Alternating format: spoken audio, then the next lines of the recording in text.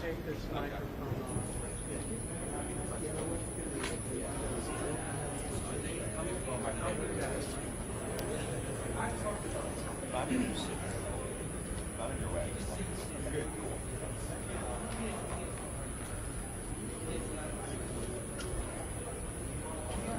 Three minutes. 3 minutes. Clock goes backwards.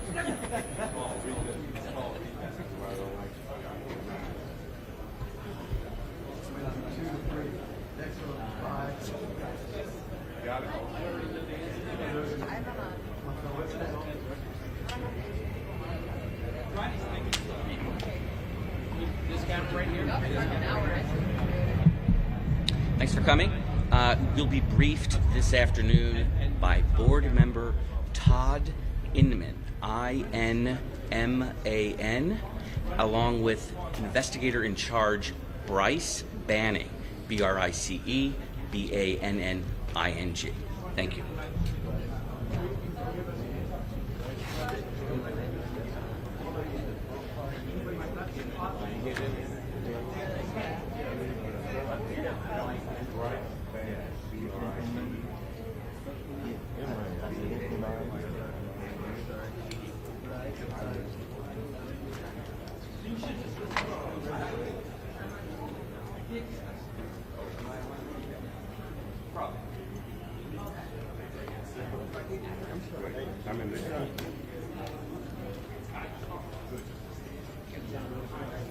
I'm not going to be saying anything. I am and they am. Todd I am and they am.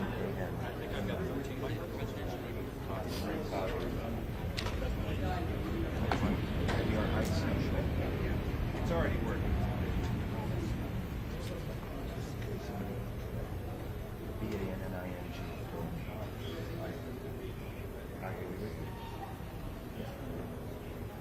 Member.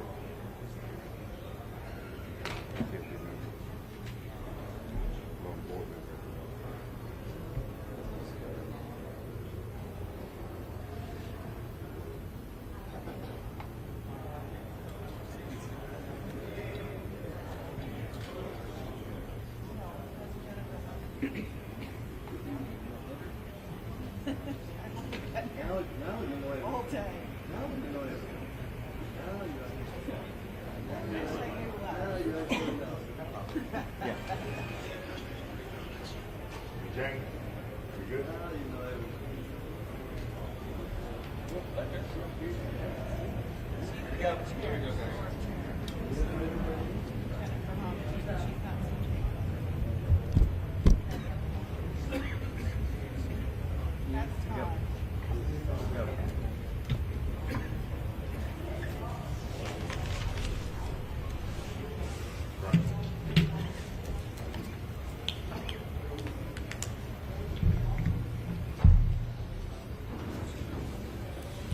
Hello, I'm Todd Inman. I'm the board member on scene, and we'll be briefing tonight where we're at in the investigation in regard to the CRJ accident with the Sikorsky helicopter. Let me just start with, as usual, our hearts go out to all the families of the victims. In fact, I just spent the last several hours with them before we came here, and I apologize that we had to move this back. But they are one of our primary concerns, along with making sure we get factual information out. They are having it's a hard time for them, obviously. And we want to do everything we can to make sure they get the most accurate information and factual. And has always been at the core of the NTSB mission. Our job is to come out with the probable cause, but then more importantly, make recommendations so that this type of tragedy never occurs again.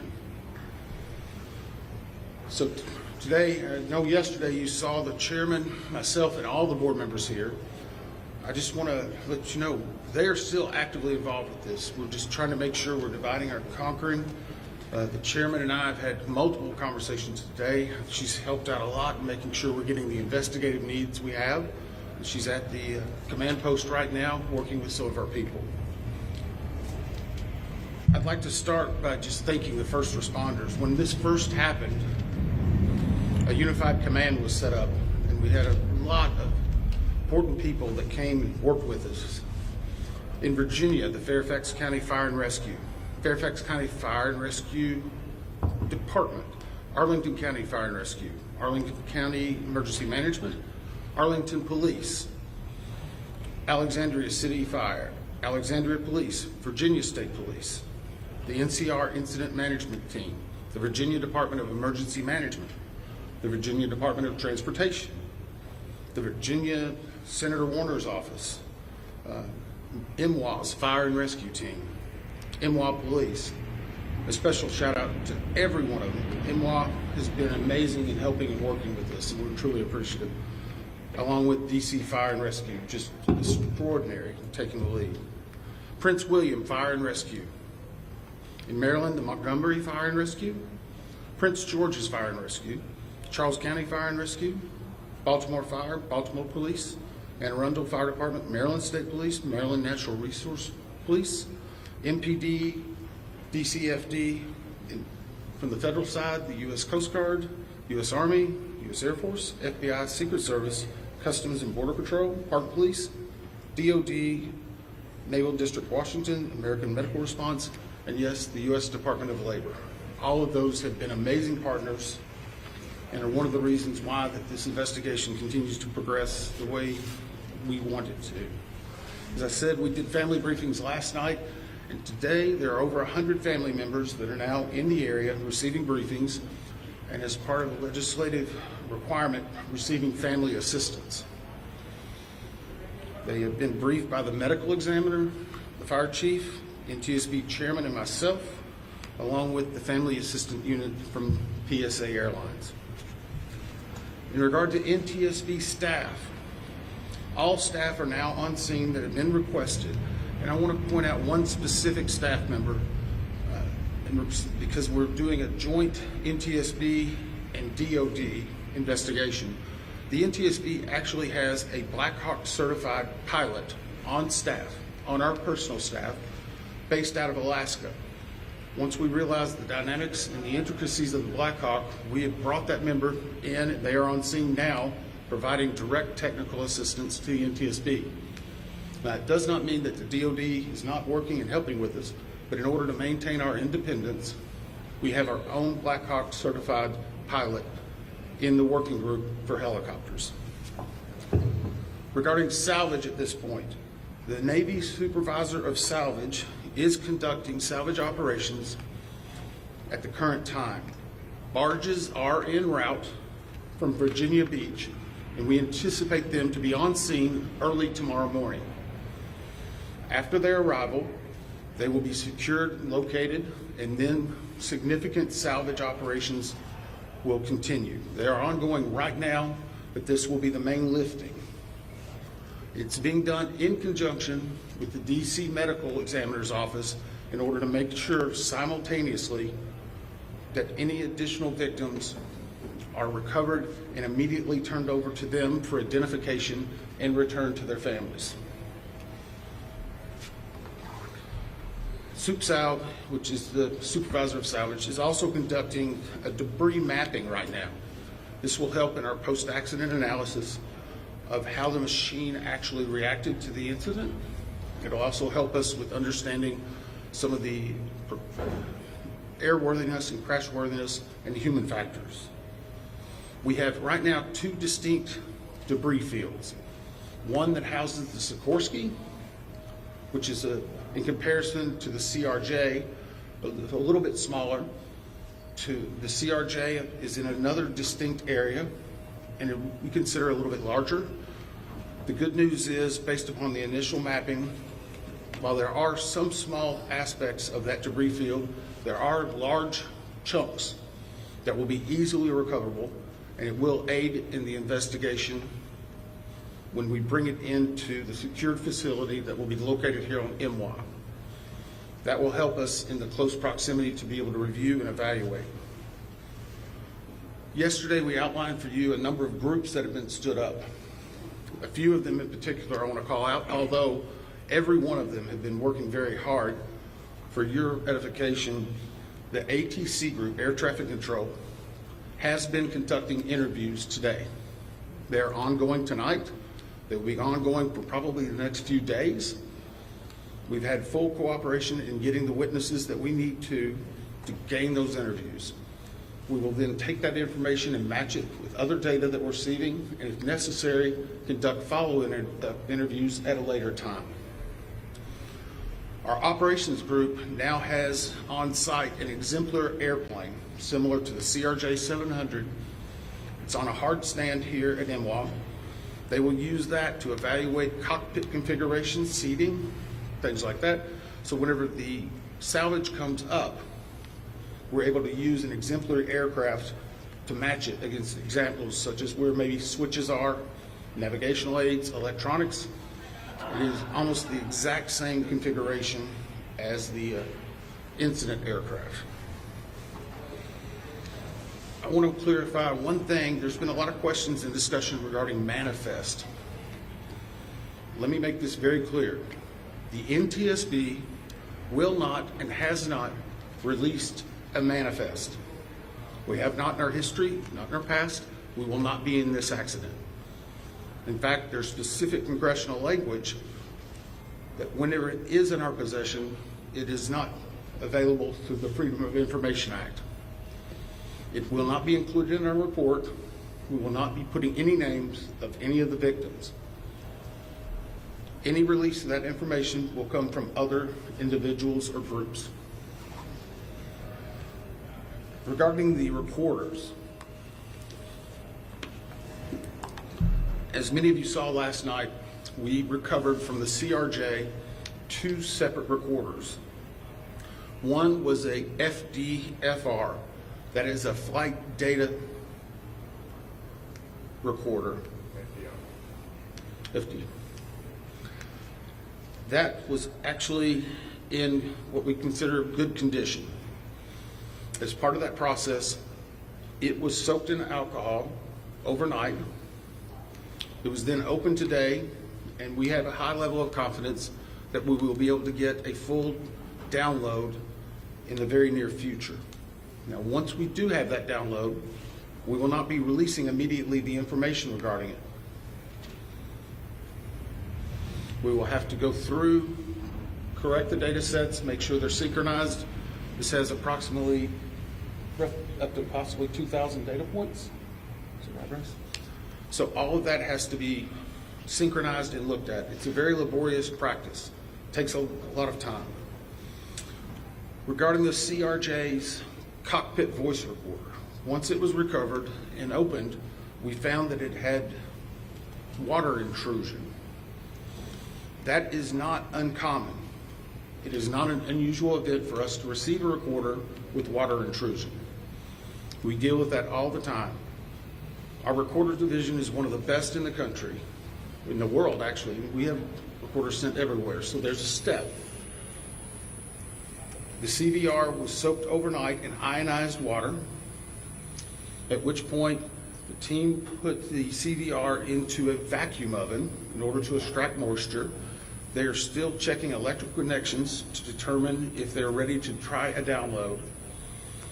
It is one step of many steps that we will take in order to get that data, but we have a very high level of confidence that we will have it. We just have to work through a number of steps. Lastly, on recorders, the Sikorsky, where the CRJ has 2 separate recorders, the Sikorsky has a combined cockpit voice recorder and digital flight data recorder. It's in one box. I can report to you now, we have recovered the Sikorsky black box. It is safely at the NTSB headquarters. It will begin an evaluation, just as the other 2 recorders did last night, to determine when and how to take action. I can tell you from a visual inspection, we saw no exterior damage that would indicate that it was compromised at this time. So we have a high level of confidence that we will be able to have a full extraction from that as well. Those are some of the significant updates we have right now. Obviously, we'll be doing some more in the essence of time and making sure our team gets back. I think we're going to be able to take maybe 4 or 5 questions. I'll call on you and I'll repeat it. So we'll try to play that game a little bit, please. Right here. Thank you very much, John. Your name and outlet, please. Jonathan Kersley from Channel 9 Australia. Captain Sully Sullenberg, one of the heroes of the incident on the Hudson, has said that he has said we absolutely should be reviewing airspace, not just here but in other places where there's a complex mix of traffic. Is he right? Is there time for a permanent shift in DC and across the country to keep airspace safe and separate it between military and civilian aircraft? So the question for those watching, is it this time now for us to possibly deconflict or change some of the airspace where military aircraft operate with commercial aircraft? I can't give you a definitive answer on that. What I can say is in this incident, it should not have happened. We have in aviation what's called a Swiss cheese approach, wherein if something fails, a backup should catch it. Multiple layers of redundancy. It's been a very long time since we've had a major aviation incident in the United States, and that's the reason why it's one of the safest forms of transportation in the country. But the only way they do that is by investigating what happens now and then making recommendations in the future. Again, the NTSB has done 100,000 aviation investigations. We've issued 15,000 recommendations. Over 84% have been accepted. Once this investigative report comes out, we will be advocating probably for years for changes that need to be made, but we'll not speculate on what needs to be done until we have the facts. Todd, is there anything obvious? Hey, I'll call on people. Sorry. Member Dave Jefferson from Reuters, can you talk about how long you think it will take to recover the debris, how long you plan to be on site, and have you got any early data yet off the ATC tapes? I think that was 3 or 4 together. How long the debris will take, how long we'll be on site, and have we gotten any information off of the air traffic control tapes. The debris, we are hopeful once the mapping is done that it will be done in what I will call quick order. And I can make no guarantees of that because first and foremost, we need to make every effort and to make sure we're recovering every one of the people that perished in this accident. We'll have some cranes that'll be coming up, and once that happens, you'll see a lot more activity, and we'll be moving that in, but I don't want to give you a definitive time. I would say it will start in earnest probably on Sunday, and it will go through next week, and some of that's contingent upon weather and other things. Regarding the ATC tapes, we've received a lot of different information on ATC, and so I'm just going to preempt it. Off-the-shelf software programs are not always as accurate as the data we specifically get from NTSB, from the black boxes. All of that are factors that come into our investigation. So we will not speculate about ATC tapes that you may have heard and seen online or snippets. We are getting the full cooperation that we need to be able to make an accurate assessment and to make sure what we are saying is factual and that it will help and aid in the entire investigation. Todd, Steve Cooper from Channel 7 in Boston. Is there anything glaring from the videos that we've all seen that would tell you that the pilot in the Black Hawk helicopter made a mistake? The question is, based on the videos, have we drawn any conclusions? We have not. We know that there was a significant incident in which the 2 aircraft collided, a pretty significant fireball. If you will recall, even after the first day, we only had maybe 1 or 2 grainy images that were coming out. We're seeing more and more at this time. So we're still collecting data, but we are not going to opine until we see a lot of other things in there. A couple more? 2 more. Yes, sir. Steve Fontaine with CNN. How critical is it to interview the controller in the tower cab? And how concerning is it to you, the reports that that controller is working 2 positions at the same time? So the question was, how critical are the air traffic control interviews and basically staffing? So air traffic control interviews are critical. That's the reason why there's a process in place. That began immediately after the accident. It was preservation of that evidence. It was immediately taking down notes, getting logs, all that information. We will go back and look at any air traffic controller that was involved in this. We'll go back and look at their past probably 72 hours, even 2 or 3 weeks. We'll look at their training, their hiring, everything. What they probably ate that day. but it is not one point that tells us everything. It's layered into a lot of other information that's very critical. Regarding staffing, the FAA has had a very robust plan in looking at staffing. Obviously, we'll be looking at not only staffing that day, progressively staffing. How many people, what job functions they were doing. Were they being combined? Were they not? What was the weather outside? What was the number of landings?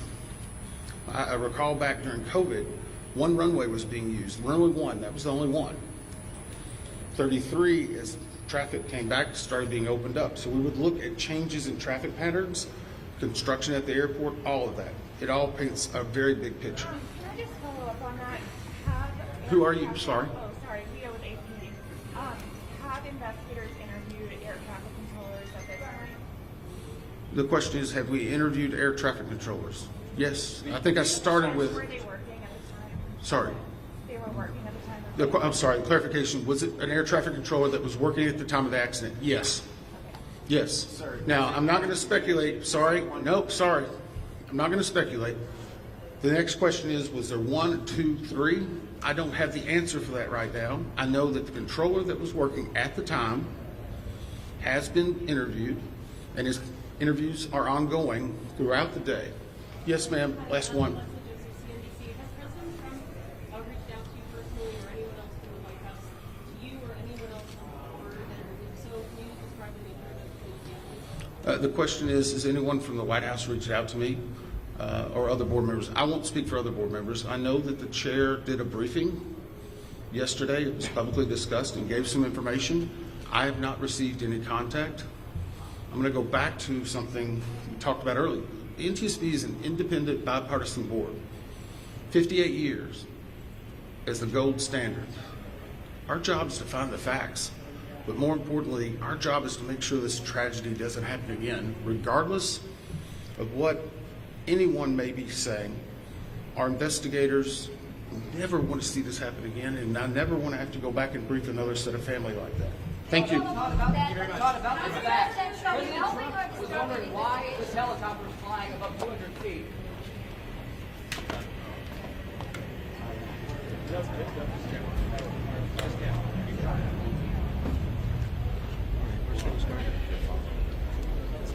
All you know, you're on, but you want to communicate there.